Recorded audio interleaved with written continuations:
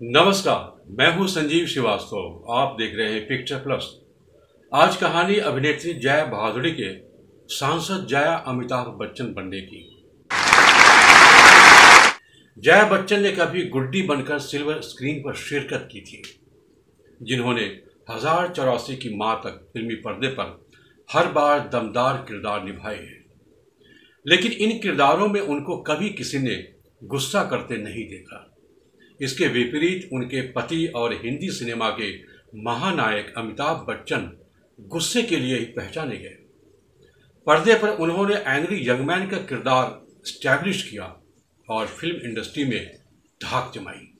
इस लिहाज से देखें तो जया और अमिताभ बच्चन दोनों अपने अपने मिजाज और अलग अलग किरदार के लिए प्रसिद्ध हो जाते हैं। दोनों की निभाई भूमिकाएं दो धाराओं का संगम है, एक गुस्सैल किरदार तो दूसरा सौम्य और सहनशील। वास्तविक जिंदगी में भी एक पूरी तरह से राजनीति से दूर तो दूसरा राजनीति में अब गहरे पानी पैठ है।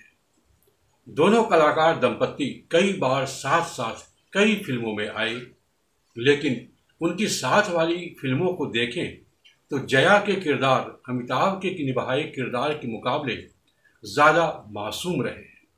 वहीं पारिवारिक फिल्मों की कहानियां होने के बावजूद अमिताभ बच्चन के किरदार में एक गुस्सैल छवि दिखाई देती थी। गुस्से में अमिताभ जैसा तो उनके नाम पर एक गाना ही बन गया था। मिली के अमिताभ बच्चन मानो अपने आप पर ही भड़क उठते हैं, लेकिन जया फूलों को भी खिलखिलाकर हंसाने का मादा रखती है।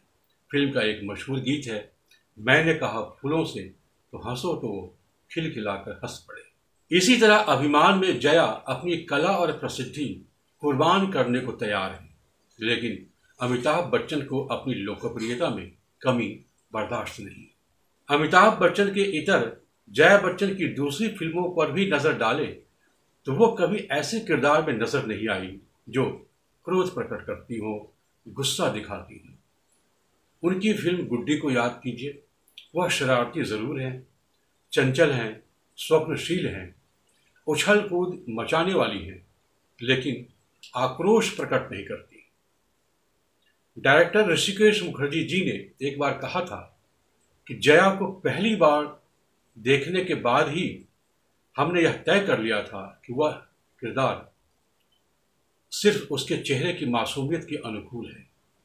इसके बाद ऋषिकेश मुखर्जी जया बच्चन को अपनी कई फिल्मों में लेकर आए, मसलन मिली, अभिमान के अलावा बावर्ची और चुपके चुपके वगैरह।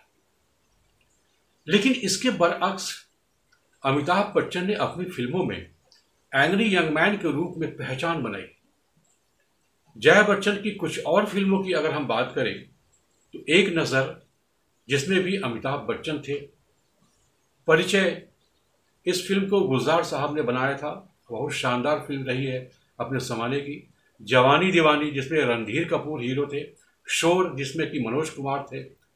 इन फिल्मों के अलावा उपहार एक बहुत ही खूबसूरत फिल्म थी। कोशिश में संजीव कुमार के साथ उनकी जुगलबंदी बहुत ही शानदार तरीके से देखने को मिली। वहीं अनामिका और सिलसिला, शोले के अलावा जंजीर जैसी फिल्मों के किरदार भी मध्यवर्गीय परिवार की बुनियादी ज़रूरतों और प्रेमी एहसासों से लबरेज है।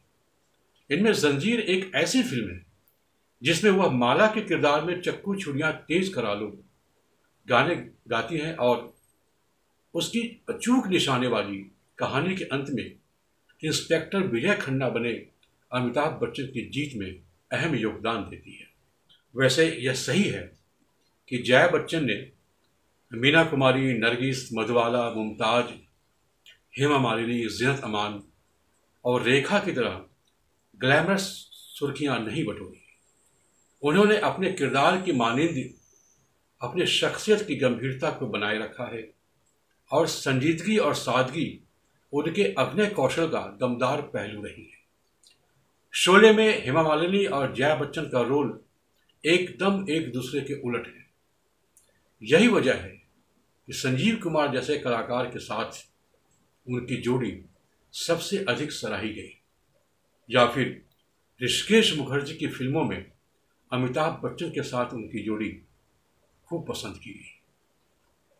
80 के दशक में जब यश चोपड़ा, अमिताभ, रेखा, संजीव कुमार और जया बच्चन को एक साथ पर्दे पर लेकर आए तो वह फिल्म हिंदी सिनेमा के इतिहास का सबसे अविस्मरणीय सिलसिला साबित हुई। लेकिन बात अगर राजनीति की करें तो यह बच्चन परिवार की विरासत का हिस्सा मालूम होती है। बाबूजी यानी कि हरिवंश राय बच्चन की पंडित जवाहरलाल नेहरू से निकटता थी। तेजी बच्चन की इंदिरा गांधी जी से दोस्ती थी एक तरह से, तो वहीं अमिताभ बच्चन की दोस्ती राजीव गांधी से रही। लेकिन सन 1984 का लोकसभा चुनाव जीतने के बाद उनके ऊपर जिस तरीके से आरोप लगाए, उससे आहत होकर अमिताभ बच्चन ने एक भावुक फैसला किया और राजनीति से किसी भी प्रकार का संबंध नहीं रखने की ठान ली। वह आगे चलकर मुलायम सिंह यादव और अमर सिंह के मंचों पर खूब दिखाई देते रहे, लेकिन अपने आप को राजनीतिक शख्सियत के तौर पर कभी पेश नहीं किया। यही शर्त उन्होंने गुजरात का ब्रांड एम्बेसडर बनने के दौरान भी कही थी। लेकिन जया बच्चन इस मामले में बिल्कुल अलग मिजाज की मालूम होती है। फिल्मी पर्दे पर उन्होंने चाहे जैसे भी किरदार निभाए हों, लेकिन अपनी फिल्मी पारी के उत्तर काल में वह 5वीं बार राज्यसभा की सांसद है। सक्रिय राजनीतिक जीवन में वह सभी ज्वलंत मुद्दों पर अपनी बातें दमदार तरीके से सदन के पटल पर रखती हैं और अन्याय के खिलाफ आवाज उठाते हुए सत्ता से मुठभेड़ करती है। विपक्षी पार्टी होने का अपना धर्म निभाती है। हम कह सकते हैं वह राजनीतिक जीवन में पर्दे के angry young man Amitabh Bachchan की तरह हैं और इसी वजह से वह जया भादुड़ी से जया अमिताभ बच्चन भी बन जाती हैं। आपको हमारा यह वीडियो कैसा लगा हमें कमेंट बॉक्स में लिखकर बताइएगा। पसंद आए तो दोस्तों को भी शेयर कीजिएगा और देखते रहिएगा पिक्चर प्लस यानी जिंदगी का बायस्कोप। हम फिर मिलेंगे एक नई कहानी लेकर। नमस्कार।